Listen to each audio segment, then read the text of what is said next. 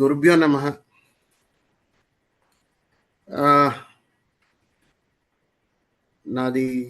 నేనొచ్చేసేసి నా పేరు భానుశాస్త్రి. నేను కొవ్వూరులో నివసిస్తాను. ప్రస్తుతం నేను ఒంగోలులో ఉన్నాను.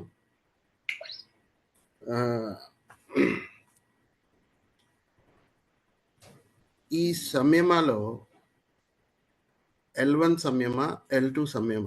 L2 సంయమ ఈ రోజుతో పూర్తయింది. దీని సందర్భంగా ఒక మనిషికి రెండే రెండు కావాలి అని కోరుకుంటాడు ప్రతి మనిషి.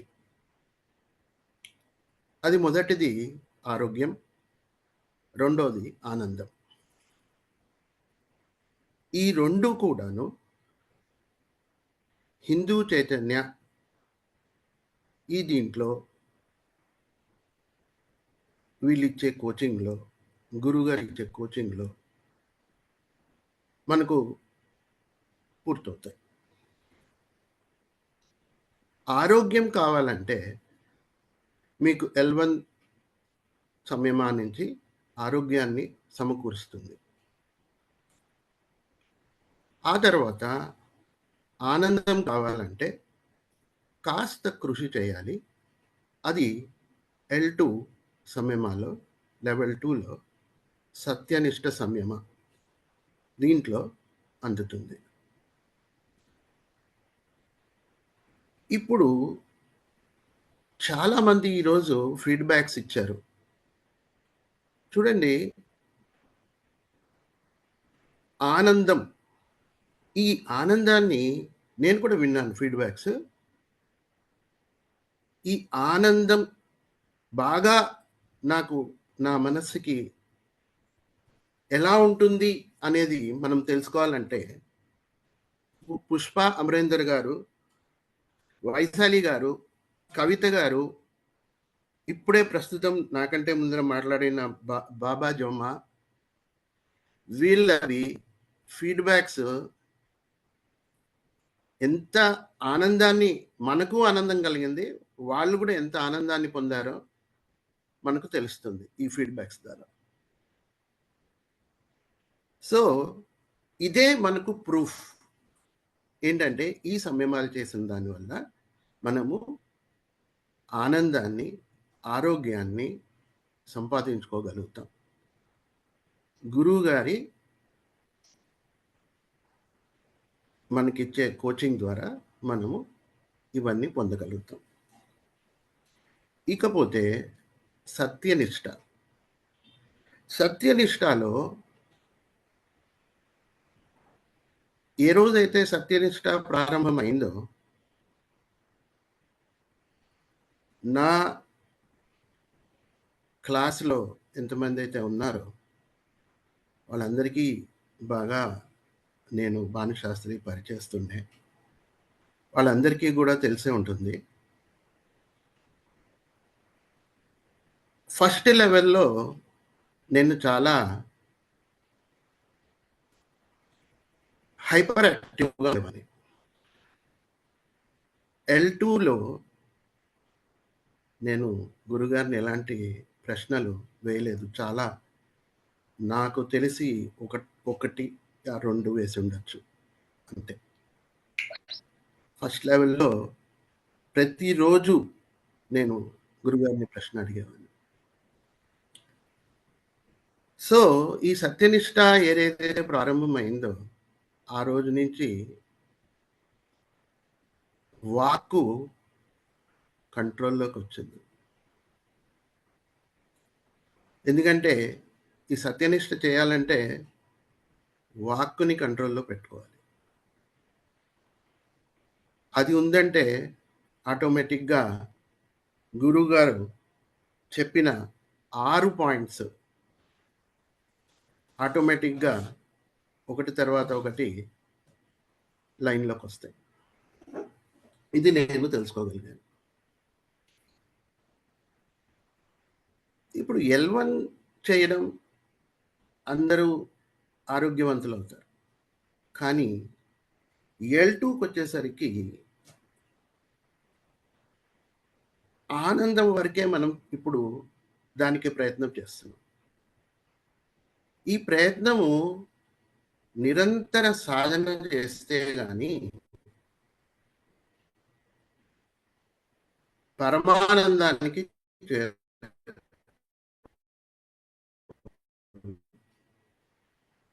ఎందుకంటే అప్పుడే ఉచ్చ స్థితిని మనం పొందినట్లు అని నేను భావిస్తున్నాను. ఈ సత్యనిష్ట జర్నీ ఏదైతే ఉందో ఇది లాంగ్ ప్రాసెస్. నిరంతర సాధన వల్ల మనకు సంప్రాప్తిచ్చేది. దీంట్లోని 6 పాయింట్లు ఏవైతే ఉన్నాయో 1, 2, 3 నాకు చిన్నప్పటి నుంచి అలవాటైంది. మా నాన్నగారు, మా అమ్మగారు వాళ్ళ వల్ల మాకు మా బ్లడ్‌లోనే ఉంది. తర్వాత 4 పాయింట్ ఆప్యాయత, షేరింగ్. ఇది కూడా సాధ్యమైనంత వరకు నాకిక్కడ ఒకటి ఏంటంటే ఈ ఒక్క పాయింట్‌లో ఇంట్లో వాళ్ళని కొంచెం నెగ్లెక్ట్ చేసేవాడిని ఆప్యాయత పరంగా. బయట వాళ్ళని చాలా ఎక్కువగా ఆప్యాయత చూపేవాడిని. ఎందుకు కారణము అంటే ఇంట్లో వాళ్ళు మనవాళ్ళే కదా, ఏమనుకోరు కదా అనేది నాకు ఒక భావన ఉండేది. కానీ బయట అందరిలో ఆప్యాయత చూపి ఆ ప్రేమ భావం అందరితో ప్రేమతోనే ఉండేవాడిని. కానీ ఇంట్లో నేను ప్రేమతో ఉండేవాడిని కాదు. కొద్ది మనుషులతోనే ఉండేవాడిని. అది కూడా ప్రేమగా కొద్ది మనుషులతో ఉండేవాడిని. కొద్ది మనుషులతో ఉండేవాడిని కాదు. అక్కడ నాకు ఇంట్లో ఎందుకంటే నేను చాలా ప్రిన్సిపల్డ్‌గా ఉండేవాడిని. ఏ వస్తువు అయినా ఇక్కడ పెన్సిల్ ఉంది అంటే అక్కడే ఉండాలి పెన్సిల్. అది వాడుకున్న తర్వాత మళ్ళీ పెన్సిల్ అక్కడే పెట్టాలి. కొంచెం ఇటు అటు అయినా నాకు కోపం వచ్చేది. అది ఎవరైనా తీసుకోవచ్చు, ఏమైనా చేసుకోవచ్చు. కానీ ఇప్పుడు ఇవన్నీ నాకు నార్మల్‌గా ఉన్న గుణాలు. ఈ గుణాలని ఈ రెండవ L2 సంయమాలో చాలా మటుకు ఒక 70% వరకు నేను తగ్గించుకోగలిగాను. ఇవన్నీ స్వతహాగా నేను ఆశించి, నేను కోరుకొని ఇది చెయ్యాలి అని నిర్ణయం చేసుకొని గురువుగారు చెప్పినట్టుగా అనుకున్నప్పటి నుంచి నాకు నా అనుభవం ఏమంటే ఫస్ట్ గురువుగారు సహకరించారు. ఆ తర్వాత ఇంట్లో వాళ్ళు కూడా సహకరించడం మొదలెట్టారు. బయట వాళ్ళు సహకరించడం మొదలుపెట్టారు. ఆటోమేటిక్‌గా జరిగాయి. నేను దానికి పర్టిక్యులర్‌గా నేను వీళ్ళు, వాళ్ళు అని చెప్పడం కాదు. ఆటోమేటిక్‌గా జరగడం జరిగింది. ఇప్పుడు ఎవరైనా పెన్సిల్ తీసుకున్నా, తీసుకోలేమా? మళ్ళీ నీకు మళ్ళీ అయిపోయిన తర్వాత పెట్టు అని మెల్లగా చెప్పేవాడిని. ఇంతకుముందు అలా కాదు. నువ్వెందుకు తీసుకున్నావు? నీకెందుకు? నీ పెన్సిల్ లేదా? నీ పెన్సిల్ ఉంది గదా! నువ్వు వాడుకోవచ్చు కదా! అలా అనేవాడిని. సో, ఆ డిఫరెన్స్ అయితే నాకు కనపడుతోంది ఇక్కడ. రెండోది. 5వ పాయింటు నేను పాటిస్తున్నానండి. ఈ 5వ పాయింట్ వచ్చేసేసి వేరే వాళ్ళకి సహాయం చేయడం. వాళ్ళ ప్రాబ్లమ్స్‌ని మనం రెస్పాన్సిబుల్‌గా ఫీల్ అయ్యి దాన్ని నిర్ణయించుకొని నిలబెట్టడం. ప్రస్తుతానికి ఇంతకుముందు నాకు ఈ గుణం ఉంది నాకు. స్వతహాగా ఉంది. అది కూడా బయట వాళ్ళకైతే చాలా ఎక్కువగా చేస్తాను. పెద్ద సభలలో చేస్తాను, అక్కడ చేస్తానని కాదు. నేను ఎక్కడన్నా ఒకసారి ఒక చిన్న అనుభవం చెప్తాను మీకు. నేను ధర్మస్థల వెళ్ళానండి. మా నాన్నగారిని తీసుకొని వాళ్ళకి కంప్లీట్ ధర్మస్థల చూపించాలా మొత్తం కర్ణాటక ఏరియాలో ఉండే గుళ్ళు చూపించాలని మా నాన్నగారిని, నా భార్య, నేను వెళ్ళాం. అయితే అక్కడ ధర్మస్థలంలో గుళ్ళో ఒక చోట దర్శనం అయిపోయింది. దర్శనం అయిపోయిన తర్వాత భోజనానికి అక్కడంతా కర్ణాటకలో ఫ్రీ భోజనం పెడతారండి మధ్యాహ్నం. ఒక ఒక ఆయన పాపం ఆయన భోజనానికి వెళ్ళాలి. అందరం వెళ్తున్నాము. ఆయన దిగుతున్నాడు. ఆయనకి ఒక కాలు లేదండి. 2 కట్టెలు పెట్టుకొని దిగుతున్నాడు. మెట్లు దిగాలి. ఆ మెట్లు దిగేటప్పుడు ఆయనకి లైట్‌గా స్లిప్ అయిందండి. అది నాకు తెలియకుండా నేను టక్కుమని ఆయనని పట్టుకోవడము, ఆయనని మొత్తం ఇలా తీసుకొని కింద దాకా తీసుకెళ్ళి ఆ భోజనశాల వరకు తీసుకెళ్ళి వదిలిపెట్టడము జరిగిందండి. అలానే ఇప్పుడు రీసెంట్‌గా ఒక్క 2 రోజుల కిందట నేను ఈ ఒంగోలుకి హైదరాబాద్‌కొచ్చి ఒంగోలుకొచ్చాను. నేను హైదరాబాద్‌కెళ్ళేటప్పుడు రాజమండ్రి స్టేషన్‌లో ఒక ఆవిడ చాలా లావుగా ఉన్నారు. ఆవిడతో పాటు ఒక పాప ఉంది. లగేజ్ చూస్తే వాళ్ళకి ఒక 15 ఐటెమ్స్ ఉన్నాయండి.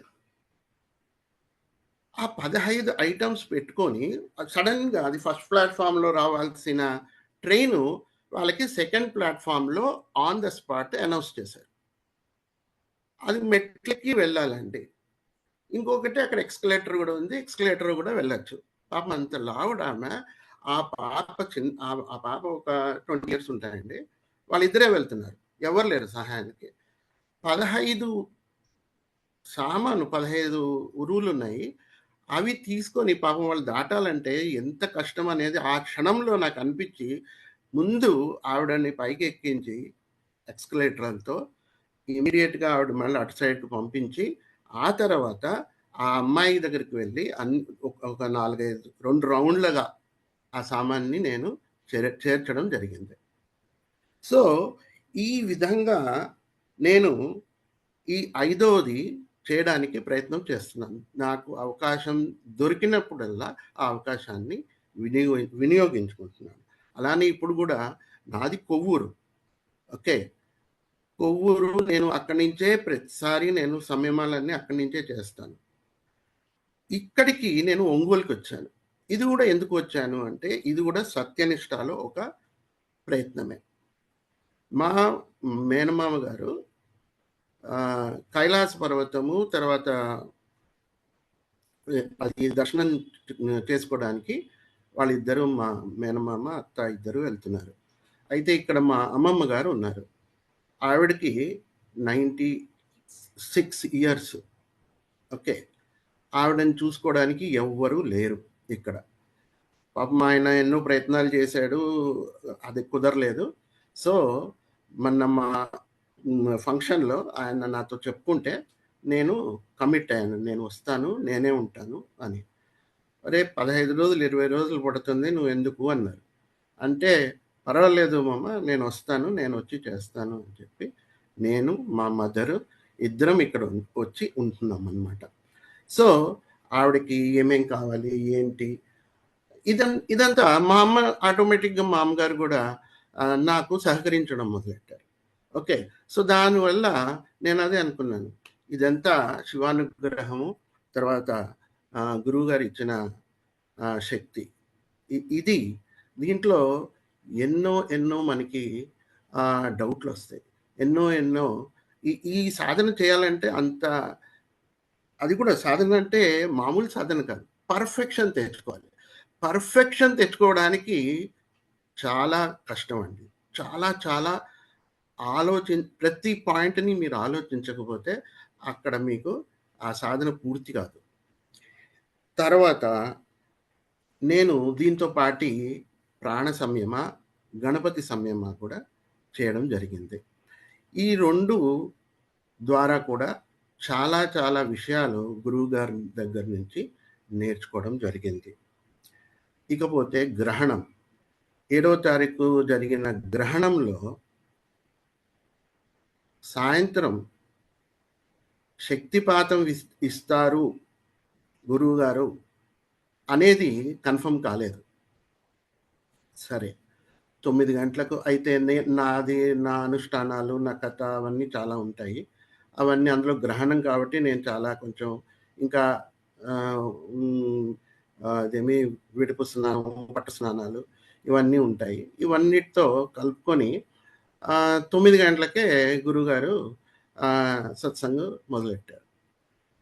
సరే మళ్ళీ నేను గురువుగారు దాంట్లో జాయిన్ అవుతే నావన్నీ ఆగిపోతాయేమో అని అనుకుంటూ అయినా కూడా జాయిన్ అయ్యాను. జాయిన్ అయిన తర్వాత అసలు ఆయన కొన్ని ప్రైవేట్ సాంగ్స్ పెట్టారండి. అవి కంపరమెత్తాయి. రియల్‌గా చెప్పాలంటే కంపరమెత్తాయి. ఓకే. అంత బాగున్నాయి. ఓకే. సో, అసలు అదే ఒక పెద్ద మెడిటేషన్ లాగా, అదే ఒక శక్తిపాతం లాగా మనం ఫీల్ అవ్వచ్చు. ఓకే. వేరే శక్తిపాతం అవసరం లేదు. అంత బాగుంది. ఓకే. ఈ గ్రహణ సమయంలో కూడా నేను కొన్ని సంకల్పాలు చేసుకొని దాన్ని పూర్తిగా చేశాను. ఓకే.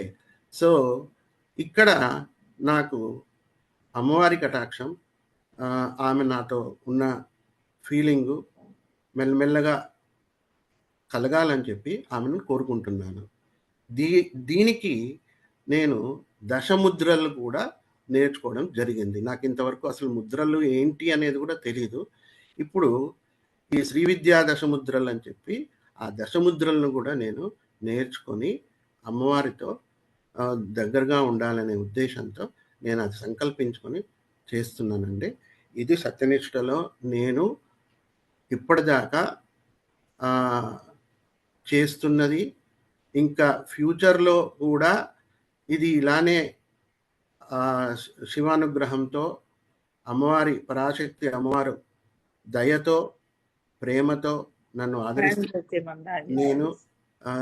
నేను ఆశిస్తున్నానండి. సో, ఈ గురువు గారికి శతకోటి వందనాలు. ఈ సంయమాలు 2 మాతో చేయించి, ఇంతమందితో చేయించి, అందరి ఆదరాభిమానాలు ఆయన ఇలానే ఆయన కొన్ని 1000 సంవత్సరాలు అందరి ఆయుస్సు పోసుకొని 1000 సంవత్సరాలు ఈ దేశాన్ని బాగుపరచాలని, ఈ దేశంలో జరుగుతున్న అరాచకాలన్నిటినీ నివృత్తి చేయాలని మనస్ఫూర్తిగా కోరుకుంటూ సెలవు తీసుకుంటున్నాను. Thank you so much.